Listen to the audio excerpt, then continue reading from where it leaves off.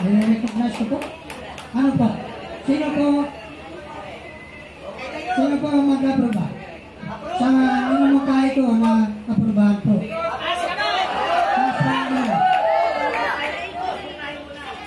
Hindi ba mamungkahi? Motion to approve ng ating pabili ng 5 unit. Meron ba mag-motion? Dapat may motion. Si Ma'am Orbita. Meron ba pong apalawa? Okay. So, salamat po. Ngayon po, bigay ko ng by floor kay Mr. Gumira.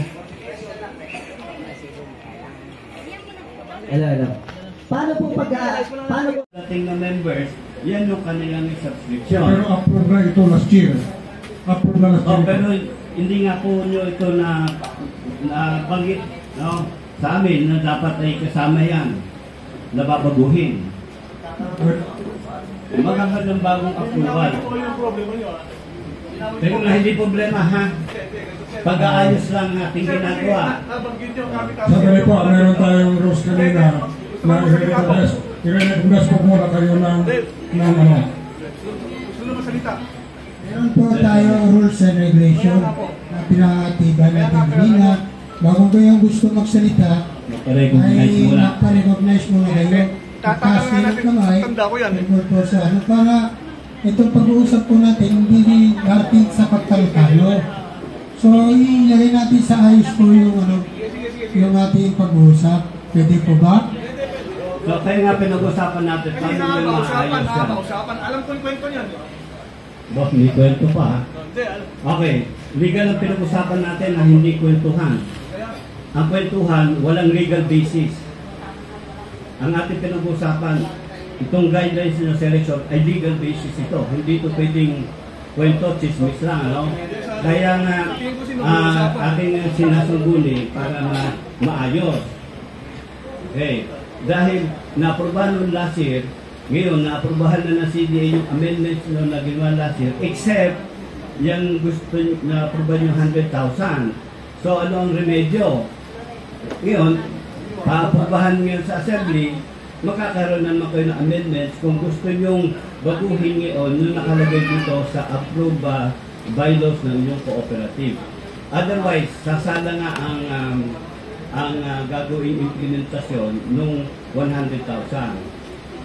Totoo nga, inaproba ng assembly, kaya lamang hindi naman na-register sa Cooperative Development Authority na ang requirement naman after approval ng assembly, i-register sa CDA, susundin nyo ngayon.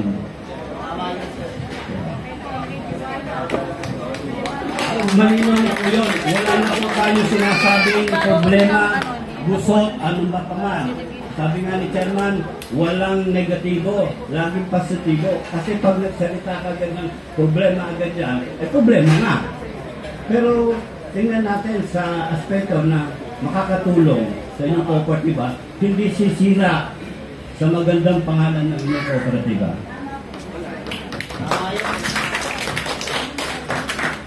Salamat po, Chairman. Meron bang gusto maglilinaw? Sige. Sige, sir. Sige, Pagaban.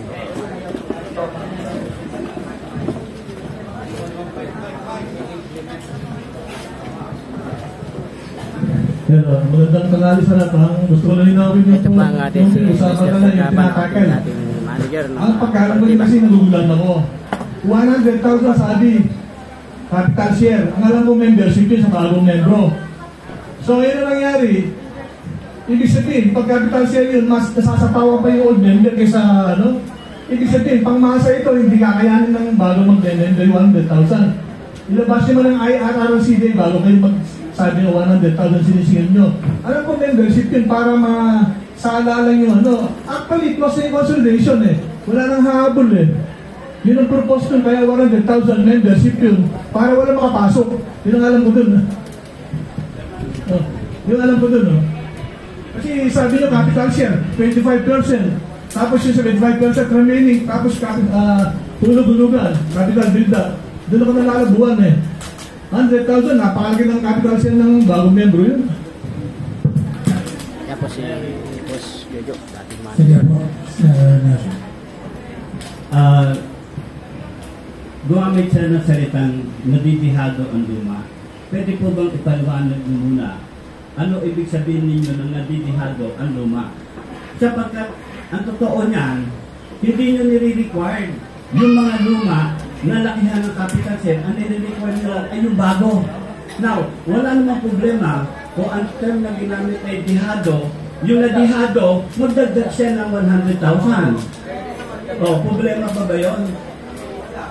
Di ba? Sabi ko, nadihado yung maliliit na capital share kasi yung bago malaki. O di yung luma ay magdagdag siya. Huwag lang 100,000, pwede ka magbigay ng 1 million pesos. Yung mga dating member na gusto mag-get 10% ng inyong 10% ng inyong subscribe capital. Magkano yung subscribe capital nila, Nani? Then, sir, Hindi, yung paid up, yung subscribe. Oo po. Okay, ito, babasahin ko. Parang may basihan ng depende dito yung sabi-sabi ha. Huwag tayo maniniwala ka doon. Ang subscribe capital ninyo ay 13 million pesos. 13 million. 13.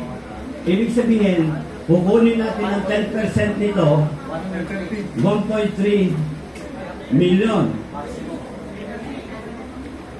Diba? That the authorized capital which has been actually subscribed is 130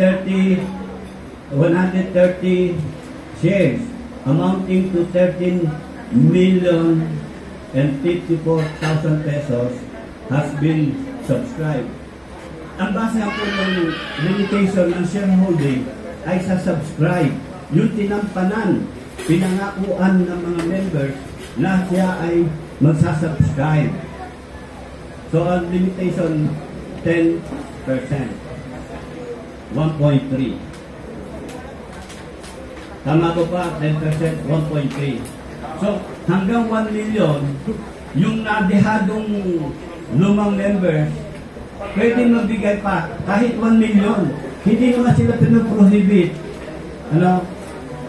Andito lang, ang intention lang dito ng cooperative, madagdagan ang inyong capitalization dahil ang bangko o sino mang financing institution na hihilingan nyo na kayo ay ma-finance ang anumang modernized unit na gusto nyo, nire-required ang mga cooperative, kasama cooperative nyo, na lakihan ang paid-up capital. Ay ito isang pamamaraan na pag-aralan ng Board of Directors kung paano mapapalaki ang capitalization nyo at kayo mapautang ng malaki din base sa inyong pangangailangan. Ay salamat po. Sana'y naging malinaw po ang ating pinag-usapan. Nakapagana din sinahin ni Boss. Sa iyo, capital share contribution mo. Yes, share certificate. Pag nagbigay 1 million, pero next year pa. Kasi ngayon kasi, mamaya, i-report yung manager, pero for your information, ano advantage na kayo magdadagdag ng 1 million. Kung 3 million, ang net surplus na paghatian. Can you imagine, magkano mapapapunta sa iyo Million na ito. Share capital? Kung Mayaman na kayo. 100,000 lang ang capital share. Gusto ko na iklaro, sir. Ano yung mga hawakan ko na hindi nadadalaw? Kasi minsan, nangyari sa past, nasulog ang pera ng buko. So, ang tanong, saan talaga nakalagay yun? May record ang co-op kung magkano ang inyong capital share contribution. At pag yan ay na-fully paid, i-isuhan kayo ng share certificate. Kanina po. Kanina po, sinabi ko na gano'n tayo po magsalita. Kaya mo na naman recognize po tayo. Para hindi tayo salasalabat sa... Sige po. Okay?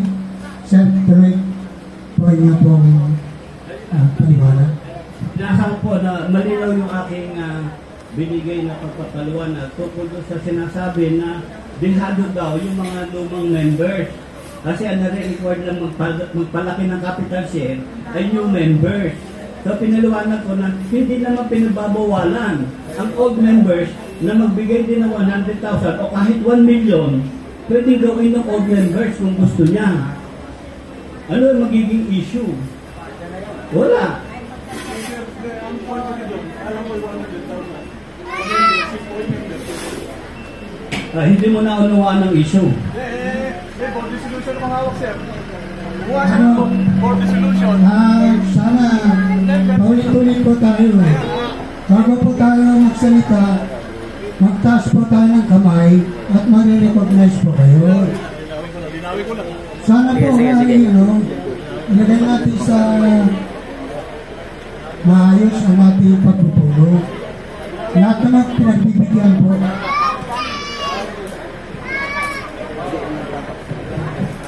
Linawin ko lang po para matapos na.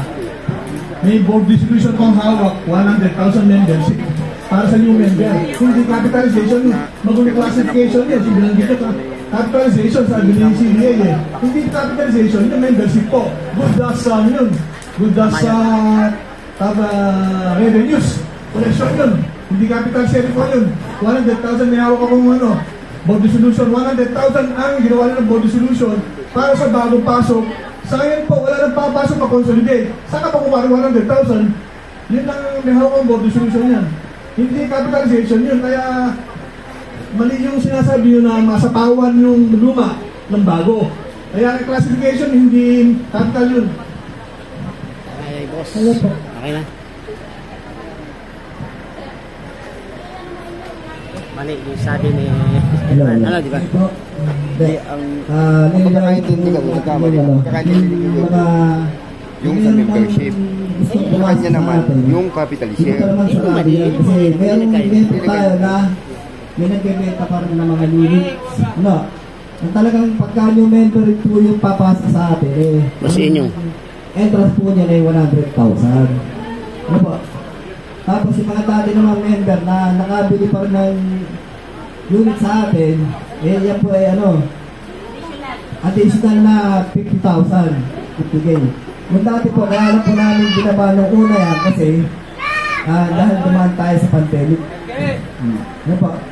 Laro lang po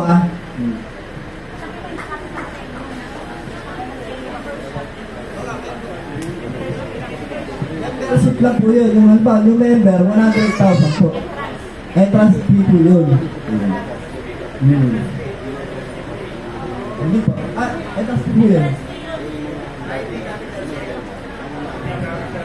Mali si boss doon eh. Dati ka namang member na nakabili ka ng unit sa atin, yan po yung additional na lang ng 50,000. Ano po? Sige po, sir.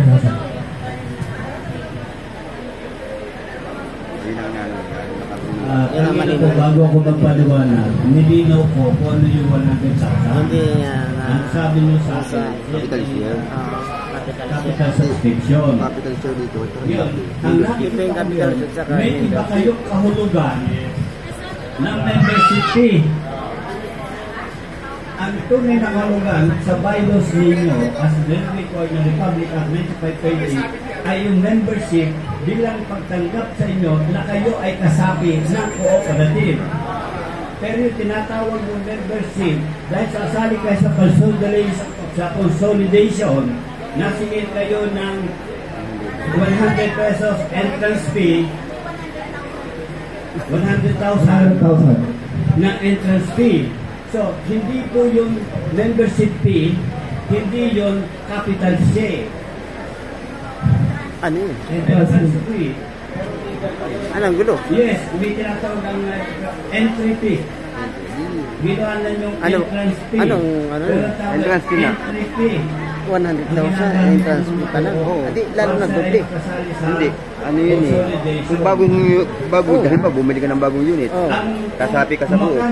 Hihinga ka nila ng 100,000 para maging member ka. Depende sa Malaki yung membership at saka yung capital share. Mag-iba yun. Mag-iba nga yung dalawa na yun. Ngayon, kapag kukunan ka pa ng pondo, Hindi.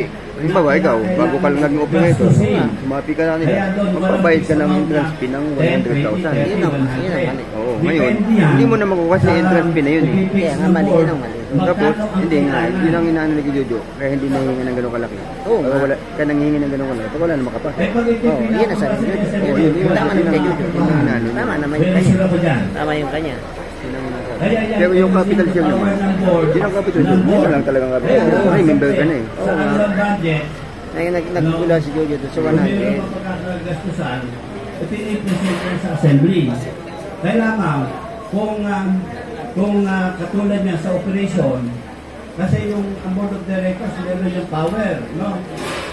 To direct and supervise the management and operation of the cooperative. So yung i-required nila na pondo para sa tinatawag yung entrance fee, yan ay para may facility Entrance fee. ang yung Laki naman. consolidation. Pinakampundo lang mo yun. Pinakampundo lang. Naliwala ba kayo sa akin? Oo, yun. Kaya nga yung credit, yung lending policy, hindi ko yan, dahil ang board of directors may power to formulate policies. Pag ang lending policy, ipapa-approve nyo sa General Assembly, hindi kikita. Bakit? Ay pag sinabi na may interest ang bawat loans ng 12%, nag-object, pera namin yan. Bakit may interest? O, pinagbotohan, walang interest. O, bakit may service fee pa na 2%? Wala na yan. O di, nag-lending kayo, wala kayong service fee. O bakit may filing fee pa? Anong nangyari ngayon? Ang na-approve ng member, magpapautang kayo, walang interest, walang service fee, walang filing fee. Paano na operation nyo? Now, legal basis naman na ang board of directors has the power to formulate policies regarding the operation. Ang lending is operational policies that within the power of the board. Ang nire-required lamang ng CDA na isasubmit sa assembly, una-una yung election rules, yung annual plan and budget yung pipresent sa inyo, yung social development plan, yung training program nyo for 2025 at saka God and plan budget. Ayan, talaga nire-required na yan i-present sa assembly. But just imagine pag ang lending policy, baka ganyan yan, nire-required entrance fee ang kailangan natin para tayo maging successful sa inyong operation. Present ko sa assembly Palagay ba ninyo makaprubahan at nyo? Hindi. Ako na magsasabi, 100%. Baka sabi na, hindi, tama na dyan na 1,000. Sufficient ba yun? By the way, naalala ko, kayo ay aking hinahangaan at kinakongratulate ko kayo, lalo pa yung mga kasapi, drivers pa na binigay, lalo ang board of directors at ating chairman, ang siselo na tulong sa inyo. Kayo lamang ang nalalaman ko na transport cooperative ang nakabili ng sariling modernized na sasakyan. Yung mga maraming sasakyan ng 100 plus, puro utang yan. Niloloan yan. But just imagine kayo, may 4 kayong unit na naduli nyo. Actually, sa lahat ng mga pag-ako speaking gauge sa transport cooperative, kagad sinasuggest ko na tuwing kayo ay sa per collection ninyo, kung 2.5 million man ang isang unit, pilit nyo agad iset aside, bili kayo ng isang unit. Kung hindi kaya ng mati sa isang taon, isang unit. Sa next year, isang unit. Bakit? Neto na yan. Lahat ng ikitain yan, neto na. Pag sinabi ng natin neto, pambigay na sa inyo yan na interest on share capital and patronage fund. Kaya nga, kahit ako hindi nagbibigay ng message dito, ako nagbibigay ng message sa inyo na hanggat pare, damihan ninyo ang inyong capital share para mas malaki din ang inyong dividend on interest on share capital. Ay sabi ko nga, kung ako'y tatanggapin ng board of directors, ako'y mag-member sa inyong cooperative. Ano kayo? Ay kung maglagay ako ng 1 million agad, hindi ako i-question nyo agad. Sabi nung nahan nyo pa kami. No, that is only an encouragement. So I hope naging malinaw yung issue ha. Iba pala ang understanding ninyo nung entrance fee na entrance entry fee doon sa membership fee na para kayo ma-admit as a member. Magkaiba po yun. Yung sinasabi niya, yung membership fee is an income. Yung entrance fee, hindi income. Kasi may pagkakagastusan. Sige, salamat po.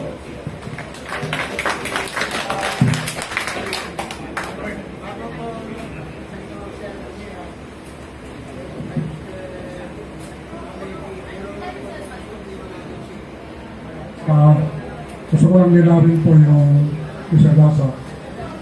May nakakarating sa amin kasi sa Board of Directors. Bakit daw nag-desisyon ng Board of Directors na bumili ng 5 sasakyan na bago na hindi kinonsulta ang General Assembly? Yun ang dumarating sa amin na issue, yung pagbili ng 5 unit. Yun lang ang gusto kong malinaw po. Okay. Siguro po, ito po ay narinig ko mismo sa inyong dating manager nung nagkaroon tayo ng meeting sa inyong cooperative na hindi daw inaprubahan ng assembly ang pagbili. No? Na totoo naman ang sabi niya na talagang lalo na kung borrowings ha, talagang pinadala sa assembly yung authority na bumili yung pondo. Now, tungkol dito sa issue na ito, yan ay sinagot ko. Na pwede ngayon, no, ang tawag ko doon ay confirmatory o ratification noong ginawa yung pagbili ng 4 units. Pero anong pagbabasihan? Yung kasagutan ko noon ay isasagot ko din sa member. Yan bang nagkaroon kayo ng 4 na units na binili ninyo na sariling inyo na hindi utang? Yan ba ay nakasama sa inyong kooperatiba o nakaganda?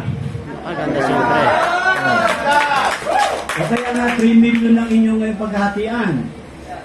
So maganda. So ngayon, ang aking rekomendasyon, ihain nyo sa assembly, iparatify o pa-confirm na sinasang-ayunan nyo ang ginawa ng Board of Directors.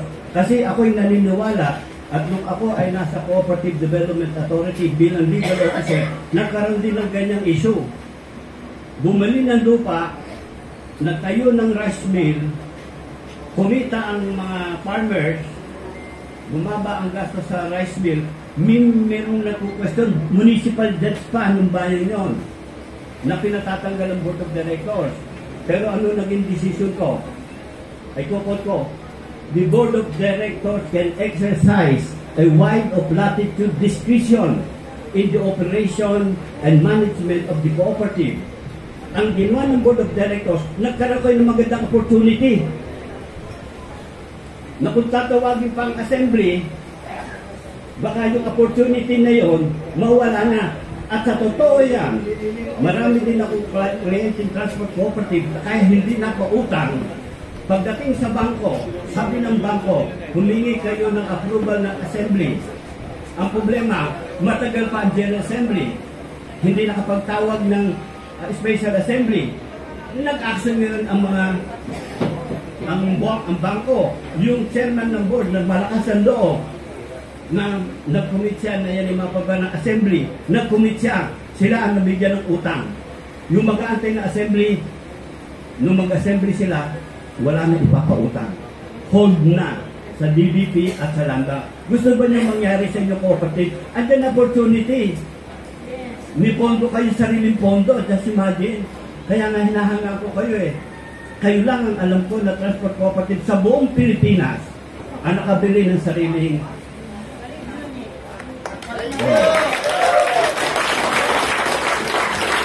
kasi kung i-disapprove mo yan, ako bibili ng 4 na unit. Kung i-disapprove na, siyempre, ibabalik ng board yung kung magkano yung pinabili, di ba? Ako bibili. Isasali ko sa court nyo. O, pwede na ako mag-member. Eh, papayag ba kayo nun? Hindi, di ba? So, kaya yan, minumukha ko ngayon na isasanggunin yun ng chairman for your approval or disapproval, ha? Sinabing approval. Pinaluwanag ko lamang kung bakit nagawa ng board of directors yan, na yung lost opportunity is very hard to retrieve. Okay, maraming salamat to. Sana po Thank you.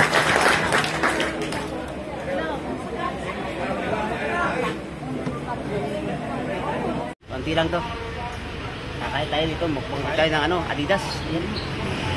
Kaya si Waragong Gala. Kakain. Kain tayo. Adidas ang wala, mas masarap. May sapatos ka na. May Adidas ka pa. Ayun, ang maganda. Dito ito sa tindahan ni Ate Dulce. Ito ang pinakang paboritong kain dito sa gitna ng mga driver dito. Ayan. Ito ang ating technician. Ito, pag may problema, dito lang. Andyan lang siya. Ayan. Ang dami yung pagmumukha niya sa picture at hanapin nyo, hantingin nyo kung magpapagawa kayo. Ayan yung ano niya.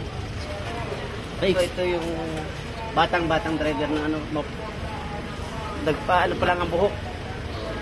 O bagong tutubo o bagong puputi pa lang.